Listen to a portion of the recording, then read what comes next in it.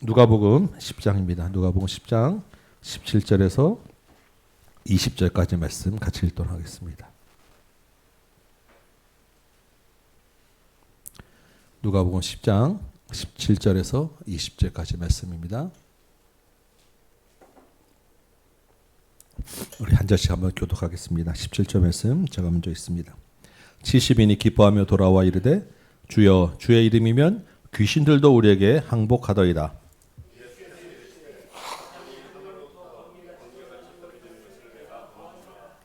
내가 너희에게 뱀과 전갈을 밟으며 원수의 모든 능력을 제어할 권능을 주었으니 너희를 해칠 자가 결코 없으리라. 그러나 귀신들이 너희에게 항복하는 것으로 기뻐하지 말고 너희 이름이 하늘에 기록된 것으로 기뻐하라. 아멘.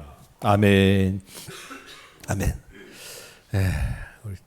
드디어 다음 주 화요일에 태국을 갑니다.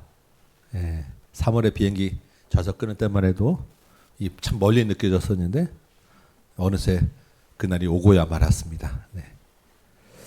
오늘 누가복음 읽었는데 누가복음 10장 1절 오늘 이 사건이 시작되는 첫 시작을 보면 그 후에라는 말로 시작합니다. 우리 10장 1절 보면 그 후에. 그 후에가 언제일까? 보면 9장을 봐야 되겠죠. 9장 51절 보니까요. 예수님이 승천하실 기약이 차감해 예루살렘을 향하여 가시기로 결심하셨다라고 합니다.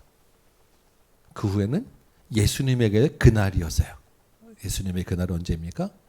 십자가에 달릴 그날. 우리도 비행기 탈 날이 다가오지만 예수님에게도 그날은 오고야 말았습니다. 근데 예수님이 이제 그날이 다가왔음을 아시고 그 후에 하신 일이 오늘 기록된 본문이라는 거예요. 물론 더 있지만 그 후에 바로 처음 하신 일이 뭐냐면 70인의 제자들 세우시고 보내셨다라는 것입니다. 예수님이 단기 선교를 하신 거예요. 이 단기 우리가 지금 이 단기 선교가 그냥 가는 게 아니라 성경에서 주님이 하신 그 모델을 따라하는 것이다라는 것입니다. 그러니까 이 단기 선교는 그날이 있음을 알고 있는 기억하는 제자들은 다 참여해야 되는 것이다. 모든 제자들은 다 이러한 선교의 삶을 살아야 된다라는 것을 모델로 보여주신 사건이다라는 이야기입니다. 그러니까 우리가 다음 주에 태국 땅을 밟는데 가는 사람이나 보내는 사람이나 온 교회가 다 단기 선교에 동참하는 것이고 이것이 주님이 그날을 바라보며 하신 일을 따라가는 정말로 중요한 일이다라는 것을 기억해야 합니다. 오늘 말씀 보면서 우리 모두가 그러면 우리가 단기 선교를 어떻게 동참할 것인가? 그리고 단기 선교라는 것은 우리 평생 일상을 모든 삶을 선교로 살기 위해서 잠깐 한번 반짝 주사 놔주는 것이기 때문에 그렇다고 하면 주님은 결국 그날이 가까움을 보는 사람은 선교의 삶을 살아야 된다라고 지금 이 메시지를 주신 거예요. 그럼 우리 선교의 삶은 어떻게 살 것인가? 우리 것을 좀 본문 보면서 몇 가지 한번 나눠 봅니다. 첫 번째로 우리가 볼 것은 우리가 이 선교의 삶을 살 때 우리는 보냄을 받은 자다라는 것을 기억해야 됩니다. 우리가 준비해서 가는 것 같고 우리가 가고 싶을 때 가는 것 같고 형편이 돼서 여건이 되면 가는 건 줄 알았는데 그게 아니라 보냄을 받았다라는 것입니다. 내 힘으로 가는 것이 아니라 주님이 우리를 보내셨다라는 거예요. 우리 10장 1절 보니까 그 후에 주님이 70인을 세우시고 친히 가시려는 각 동네와 각 지역으로 둘씩 앞서 보내셨다라고 기록하십니다. 그리고 3절에 보니까 갈지어다 가라라고 명령하셨어요. 여러분 예수님의 제자가 몇 명입니까? 우리는 12명만 합니다. 그렇죠? 그런데 누가복음 6장 13절에 보면 제자들 중에서 12를 사도로 칭하셨다라고 말씀하십니다. 그러니까 실제 예수님을 따라다녔던 제자는 훨씬 더 많았던 거예요. 그 중에서 12를 사도로 따로 부르셨다라는 것이고 그럼 오늘 70명은 누구냐라고 하면 70명도 제자라는 거예요. 그리고 아마 이거보다 더 많이 있을 수도 있습니다. 어쨌든 오늘 주님이 세우시고 보낸 이 70명도 예수님의 제자입니다. 그런데 이 제자들은 이름도 없고 출신도 알 수 없고 무슨 배경일지도 알 수 없어요. 열두 제자들은 가끔씩 예수님이 따로 질문도 하시고 가르치시도 하는데 이 70인 제자들은 무슨 특별한 제자 훈련, 선교 훈련을 받았다는 기록도 없고 니네들이 이제 좀 있으면 단기 선교 가야 돼라는 어떤 예고를 받았다는 것도 없어. 아무것도 없습니다. 그런데 주님이 이 사람들을 보내시는 거예요. 그것도 어떤 지역으로? 예수님이 친히 가시려는 각 동네, 각 지역으로. 주님이 내가 갈 거야 하는데 그 가기 전에 각 지역 그 동네들을 다 주님이 가시기 전에 이 제자들을 먼저 보내셨다라는 거예요. 주님이 언제 가실 겁니까? 주님이 부활하시고 승천하신 후에 온 지역을 갈 것입니다. 지금 우리 각 복음이 퍼져가고 있잖아요. 그렇죠? 그러니까 각 지역, 각 동네로 보내셨다는 것은 온 세상을 향하여, 모든 민족을 향하여 주님이 복음을 전하도록 명령하셨다라는 것을 상징적으로 보여주는 거예요. 70을 둘로 보냈으니까 36개의 마을만 해당되는 게 아니라 우리가 70명이니까 35이죠. 예. 근데 이게 보통 원래 그 원문 성경에는 72명으로 돼 있어 가지고 제가 이렇게 70명, 72명이 예, 또 같은 의미로 이렇게 봅니다. 어쨌든 30몇 개 마을만 얘기하는 게 아니라 주님이 온 땅, 온 세상 모든 민족을 향하여 선교를 보내셨다라는 거예요. 그것을 주님이 가실 건데 주님이 가시기 전에 사람을 통해서 우리 선교사들 통해서 보내시는 거예요. 그게 우리가 가는 태국 땅을 밟는 것, 일본 땅을 밟는 것. 우리가 지금 태국을 지금 4번째 가고 일본도 한번 갔잖아요. 우리가 가는 그 곳곳이 주님이 가시고자 하는 동네였고 주님이 들어가실 거예요. 근데 우리를 앞서 보내십니다. 뭐하라고? 그곳에 먼저 주님의 이름을 알려주고 듣게 하라고. 근데 이게 사실 우리가 그 일을 위해서 공연 준비도 하고 우리 이렇게 아이들을 데리고 수업할 준비도 하고 여러 가지 많은 또 회비도 내시고 과제도 하고 재정도 막 준비해서 가잖아요. 근데 그렇다고 해서 특별히 우리를 뽑으신 건 아니에요. 우리가 뭔가를 준비해서 우리가 재정이 많아서 우리가 막 공연을 잘해서 우리를 뽑으신 게 아니고 주님이 우리가 아니라 주님의 뜻에 따라 우리를 뽑아서 보내신 거예요. 우리 교회가 사실 이런 것들을 감당할 수 있는 수준은 안 되잖아요. 우리 규모나 봤을 때 큰 교회들이 하는 일이지. 그럼에도 불구하고 주님은 각 지역, 각 동네에 필요한 곳에 우리를 보내셨다라는 것입니다. 우리는 주님의 제자이기 때문에 여러분 모두가 주님의 제자이기 때문에 우리 이름 내려가는 것이 아니라 주님의 뜻을 따라서 주님이 가라고 하는 곳에 먼저 보냄을 받은 자로 우리가 간다는 것을 기억하며 사시기 바랍니다. 그래서 우리는 직접 가든 안 가든 온 교회가 우리는 사실 선교로 동참하고 있는 것이고 현지 선교뿐만 아니라 우리 모든 삶은 다 이런 선교적인 삶을 살아가는 거예요. 우리 여러분의 각 일상과 사업장과 학교와 모든 삶의 터전이 주님이 가시려는 각 동네 안에 들어있어요. 우리를 각 지역에 먼저 보내셨다. 내가 특별히 뭔가 조건이 있고 잘나서가 아니라 주님이 나를 제자로 부르셨기 때문에 보냄받은 자라는 것을 기억하며 사는 여러분 되시기 바랍니다. 두 번째로 생각할 것은 우리를 보냈는데 그럼 우리가 어떻게 가냐라는 거예요. 우리가 이름도 없고 빚도 없고 돈도 없고 힘도 없고 아무것도 없잖아요. 그런데 19절 보니까 오늘 이거 19절 보니까 주님이 뭘 주셨습니까? 권능을 주셨어요. 권능. 누구의 권능? 그 예수님의 권능을 주셨어요. 주님이 주신 권능을 가지고 우리가는 간다라는 것입니다. 그 권능을 가지면 뱀과 전갈도 밟을 수 있어요. 그 권능을 가지면 원수도 해칠 수 없어요. 모든 원수의 능력을 다 우리가 제어할 수 있는 그러한 어마어마한 권능입니다. 여러분 이 권능을 우리에게 주셨다라는 것을 믿으시기 바랍니다. 3절에 보니까요. 우리 주님이 우리를 보내긴 하셨는데 그 보내는 현장이 뭐 어떻다고 이야기하냐면 이리 가운데 보냄받은 어린 양과 같다라고 이야기해요. 우리는 실제 우리만 보면 나만 놓고 보면 이리 때 가운데 있는 어린 양과 같은 아주 연약한 존재라는 거예요.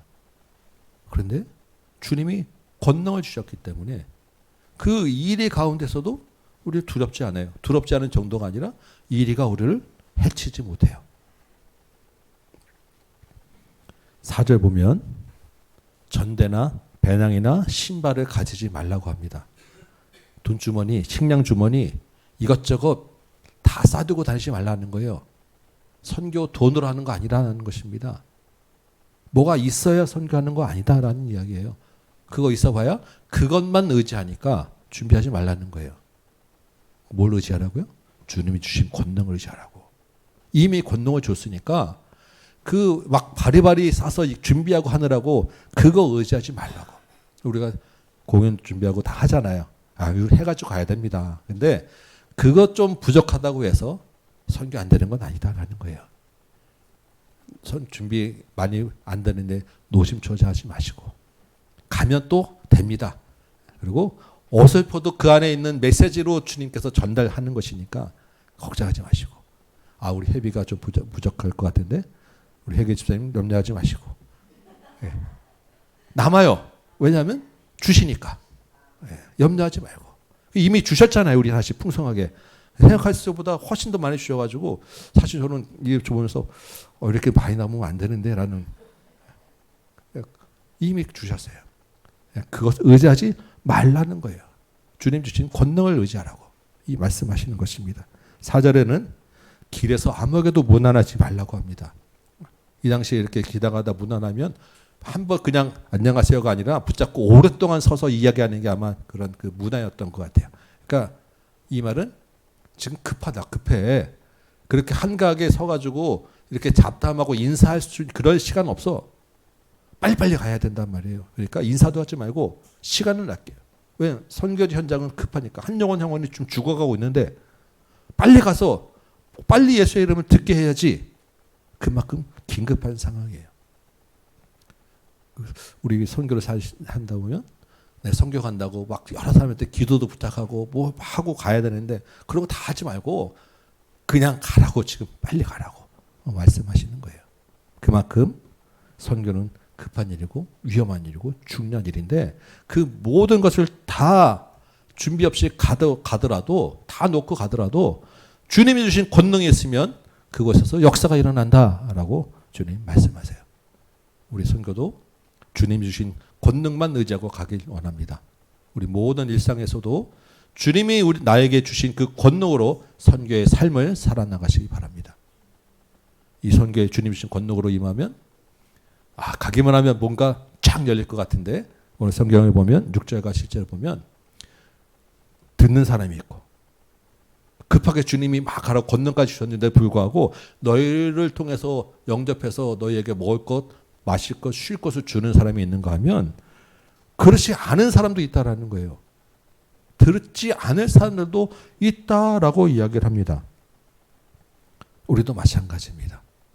우리도 가서 하다 보면 선교의 열매도 있고 아까 기도할 때 말씀드렸지만 작년에 그 방콕에서 유치원에 그 막 공연했었잖아요. 그때 보고 그 주일날 이렇게 한 분 오셨던 나이 드신 분이 계셨는데 뒤에 앉아 계셨던 분 그때 이후로 지금까지 매주마다 그분의 교회를 출석하고 있어서 그 아들도 데리고 아들도 종종 이제 다 큰 아들이죠. 그래서 성인부가 2배가 됐더라고요. 원래 2명이었는데 2명인데 3명 또는 4명 어린이부도 근데 그렇지 않은 우리도 그것에서 또한 배척을 당하기도 하고 막히기도 하고 그러는 거예요. 근데 결과는 주님 손에 있어요. 우리는 관계없습니다. 가기만 하면 되는 거예요. 주님 주신 권능을 가지고 담대하게 가시기 바랍니다. 선교 현장에 가면 영적 방해가 많아요. 실제적인 귀신 들리는 것들도 보게 됩니다. 우리 작년에도 집회 가운데 끝나고 잠깐 이렇게 넘어가는 사람이 있어가지고 우리 깜짝 놀랐잖아요. 선교에 가면 그런 일들이 그냥 우리가 말로만 듣던 일들을 보게 되는 거예요. 우리 마음에 선교 그 팀 마음을 상하게 하고 순식간에 그 틈타게 하는 불평과 갈등과 여러 가지 어려운 마음들을 많이 주어서 그 선교팀이 무너지게 하는 일도 수없이 많습니다. 그런 영적 방해와 공격들 주님 주신 권능으로 물리치고 가는 거예요. 주님 주신 권능 없으면 아예 꿈도 못 꿀 것이 선교입니다. 여러분 현장에서도 삶의 현장에서도 주님 주신 권능으로 공격과 방해를 물리치시고 주님과 함께 동행하며 사시기 바랍니다. 세 번째로 우리가 생각할 것은 그럼 우리가 선교제 가서 그럼 뭘 할 거냐라는 거예요. 주님이 보내시고 권능도 주셨는데 그럼 우리가 가서 뭐 할 거냐? 우리 뭐 합니까? 뭐 공연하고 수업하고 초청잔치하고 음식 대접하고 가정 방문하고 이런 거 할 건데 이게 그럼 무엇을 하는 거냐라는 걸 때 오늘 본문에서는 뭐라고 이야기하냐면 하나님 나라를 이야기하라라고 말씀하세요. 하나님 나라. 9절에도 보니까 제자들 둘씩 보내면서도 병자들을 고치다. 어디 가면 권능이 있으니까 병자들 고칠 거야. 근데 그게 다가 아니고 그 다음에 뭘 하라고요? 하나님 나라를 이야기하라라고 말씀하세요.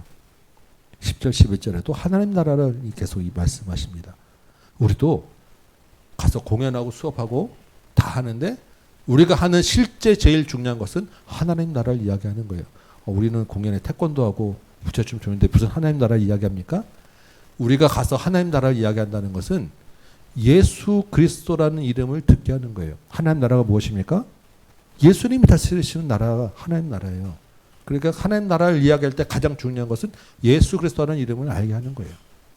그것을 우리가 만나는 사람들 가운데 우리의 그 모든 공연 안에 들어있는 메시지 가운데 수업하는 메시지 가운데 예수라는 이름을 들리게 하면 되는 거예요. 우리가 그곳에서 가정 방문하고 만나는 사람들 가운데 우리의 모습 통해서 우리의 삶을 통해서 우리의 태도를 통해서 예수 그리스도가 드러나면 되는 것입니다. 그게 우리의 목적이고 목표예요. 그러니까 여러분 다른 거 생각하지 마시고 오직 예수 그리스도만 드러내며 예수 그리스도만 나의 힘으로 예수 이름만 전하는 것으로 우리의 사명 삼고 사시기 바랍니다. 우리 일상에서도 마찬가지입니다. 우리의 모든 삶의 목적, 내 삶의 이유라 예수는 나의 힘이요. 우리 처음 찬양했었잖아요.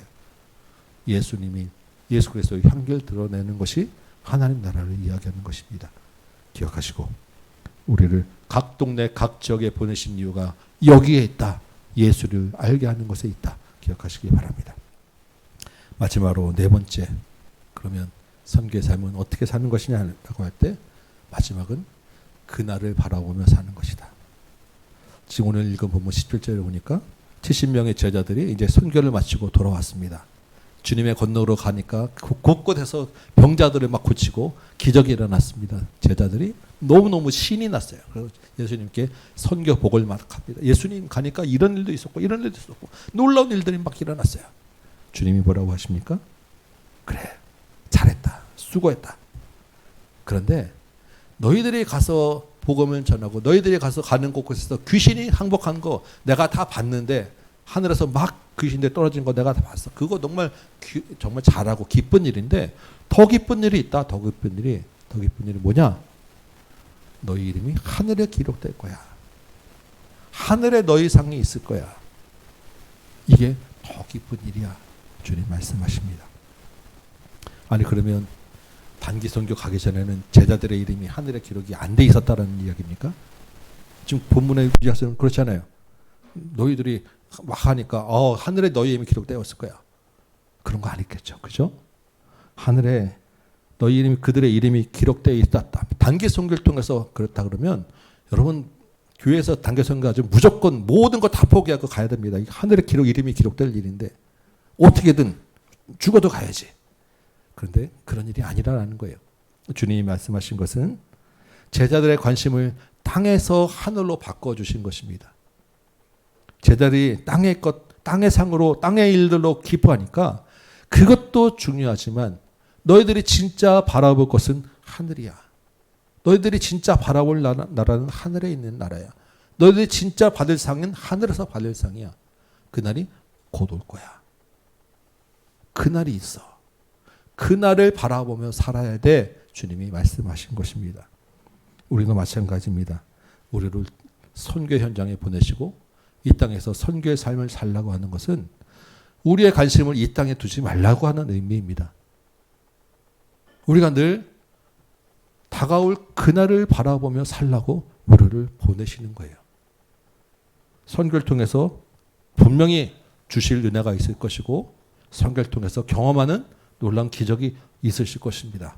그리고 그것으로 기뻐하고 우리 간증하면 좋을 일입니다. 우리 간증합시다. 그러나 그것으로 끝나는 것이 아니다라는 것을 여러분 기억하시기 바랍니다. 진짜 큰 소망, 큰 힘은 하늘에 있습니다. 우리 모든 삶 가운데서 그날이 있음을 기억하며 사는 여러분 되시기 바랍니다. 우리 태국도 그날이 온 것처럼 예수님도 십자가에 달릴 날이 온 것처럼 우리가 가야 될 그날도 옵니다. 주님이 오실 그날도 반드시 옵니다. 다가오고 있고 빠르게 오고 있어요. 우리 선교를 통하여 그날 하늘의 상을 바라보며 사는 저 여러분 되시기 바랍니다. 우리 말씀을 맺습니다. 주님은 제자를 보내시고 권능을 주십니다. 그리고 하나님 나라를 이야기하라고 하십니다. 그것은 우리로 하여금 하늘의 상 그날을 바라보게 하기 위함입니다. 특별히 우리 태국 선교로 온 교회가 부르심을 받고 보내심을 받았잖아요. 모든 선교 가운데 주님 주시는 은혜와 권능이 임하길 바랍니다. 그리고 이 땅에서 그 권능으로 힘있게 사시기 바랍니다. 그것으로 만족하지 않으시고 마음껏 하나님 나라를 바라보며 사는 저와 여러분 우리 모든 일상이 되시기를 주님의 이름으로 축원합니다. 우리 찬송 한 장하고 기도합시다.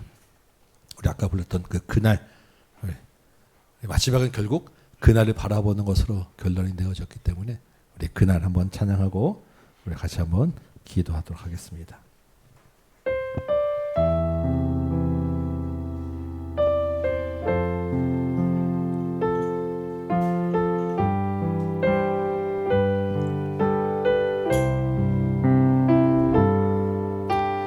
그날 모두 변화되리 예수 모든 상처 치유되리 이전 것은 지나가리라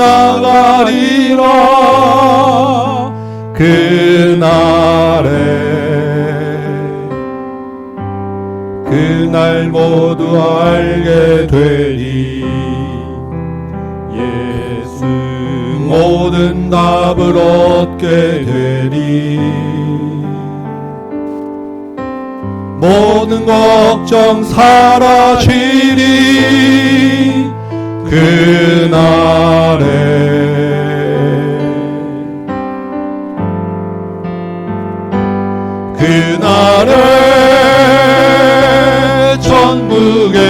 천국에서 영원한 기쁨 주와 나누리 주의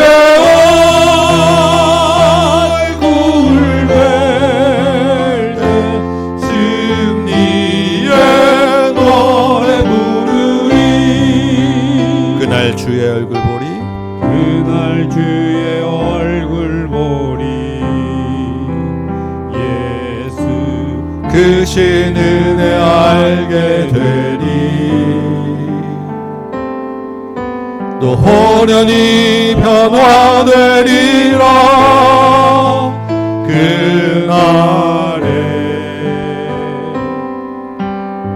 그날에 자유케 되리라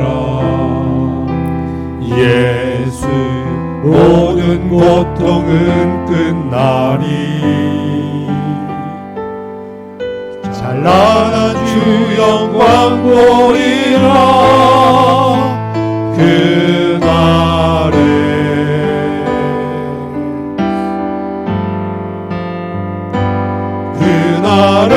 그날에 천국에서 영원한 기쁨 주와 나누리 주의 얼굴 뵐 때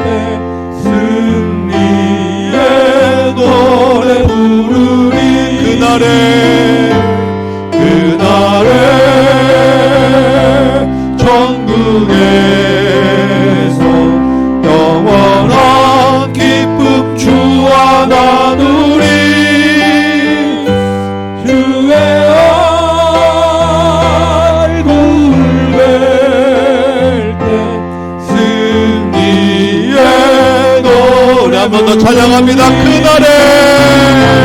그날에 천국에서 영원한 기쁨 주와 나누리. 주의 얼굴 볼 때 승리의 노래 부르리. 아멘. 오늘 주신 말씀 붙잡고 같이 한번 기도합니다. 주님, 우리를 일상으로, 태국으로, 모든 삶 가운데서 주님의 복음을 전하고 하나님 나라를 이야기하는 선교사로 보내셨사오니 주님, 우리가 그 보내심을 받은 자로 기억하며 살게 하여 주옵소서. 내 힘은 이리 때 가운데 있는 어린 양 같습니다. 주님 주신 권능으로 의지하게 하여 주옵소서. 다른 것 붙잡지 않게 하여 주옵소서.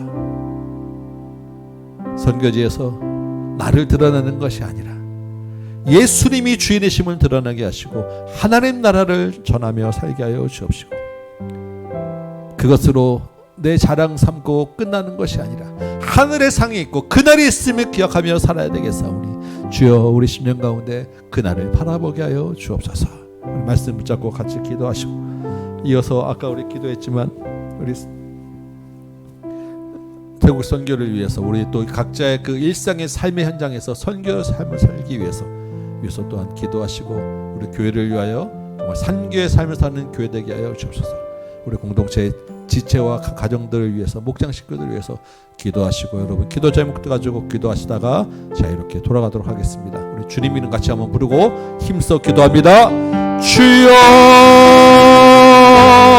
아버지, 주님 이 밤에 다시 한번 주님 앞에 기도하며 나갑니다. 주께서 아버지 하나님 말씀으로 우리에게 선교사로 보냄받았다고, 주님, 우리는 주님의 제자이기에 모든 제자는 보냄받은 자로 우리가 말씀 주셨사오니 아버지 하나님, 주님이